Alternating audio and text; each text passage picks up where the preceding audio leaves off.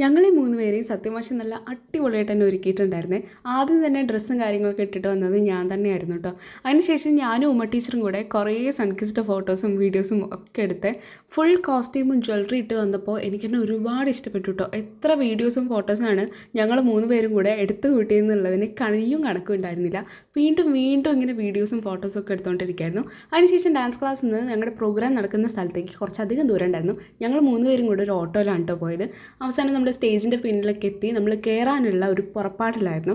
നീത ടീച്ചറായിരുന്നു അനൗൺസ്മെൻറ്റും കാര്യങ്ങളൊക്കെ ചെയ്തിരുന്നത്. അപ്പോൾ ടീച്ചർ പറയാനുള്ളതെല്ലാം ബുക്കിൽ എഴുതി വെച്ച് റെഡി ആയിക്കൊണ്ടിരിക്കുകയായിരുന്നു. അപ്പോഴും ഞാനും എൻ്റെ ടീച്ചറും ഇതേ ഫോട്ടോസും വീഡിയോസും ഒന്നും എടുത്ത് തീർന്നിട്ടേ ഉണ്ടായിരുന്നില്ല. അതിനുശേഷം പ്രോഗ്രാമൊക്കെ നല്ല അടിപൊളിയായിട്ട് തന്നെ പോയിട്ടോ. എല്ലാവർക്കും ഒരുപാട് ഇഷ്ടപ്പെട്ടു. ഓഡിയൻസൊക്കെ നല്ല അഭിപ്രായമാണ് നമ്മുടെ ഡാൻസിനെ പറ്റി പറഞ്ഞത്. എല്ലാവർക്കും നന്നായി പെർഫോം ചെയ്യാനും പറ്റി. മൊത്തത്തിൽ ഒരു അടിപൊളി ദിവസം തന്നെയായിരുന്നു കേട്ടോ. ഞങ്ങൾക്ക് ഭയങ്കരമായിട്ട് സന്തോഷം തോന്നിയിരുന്നു. അതിനുശേഷം അമ്മ എനിക്കിങ്ങനെ ഇഡ്ഡലിയും നല്ല സാമ്പാറൊക്കെ ഇങ്ങനെ വാരിത്തരായിരുന്നു. പ്രോഗ്രാം കഴിഞ്ഞിട്ട് അവിടെ തന്നെ നമുക്ക് ഫുഡ് ഉണ്ടായിരുന്നു കേട്ടോ. എല്ലാ പ്രോഗ്രാമിനും അമ്മ തന്നെയാണ് കേട്ടോ എനിക്കിങ്ങനെ വാരി തരാറ്. കയ്യിൽ അലട്ടയായിട്ട് കഴിക്കാൻ പറ്റില്ല. ഈ വീഡിയോ ഞങ്ങൾ വെറും വീഡിയോയ്ക്ക് വേണ്ടി മാത്രം എടുത്തതെന്ന് ആരെങ്കിലും പറയുമോ? എന്തൊരു ഒറിജിനാലിറ്റി, എന്തൊരു കോർഡിനേഷൻ അല്ലേ?